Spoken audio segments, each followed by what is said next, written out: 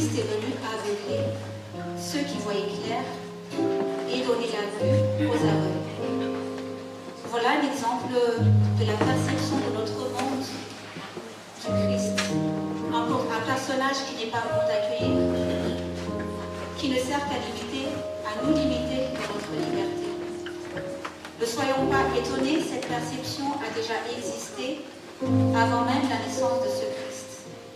Ses contemporains ne voulaient pas qu'il naisse au milieu d'eux. Jésus a dû naître au milieu d'une étable, entouré d'animaux.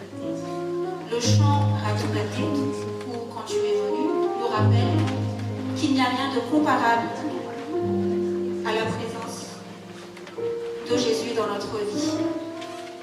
Jésus est là, il nous accompagne, il est notre paix et notre force. Accueillons-le dans notre vie. Si le monde le rejette, sachez qu'il est le seul qui ne nous abandonnera jamais. Quelles que soient les raisons qui vous brisent aujourd'hui, votre péché, une perte, la maladie, une injustice, peut-être une mauvaise nouvelle, venez au trône de la grâce, parlez au Sauveur de votre brisement. Son amour pour vous ne tarira jamais, il est votre seule confiance. C'est le message du chant d'après Ewan Ilanao ou auprès de toi.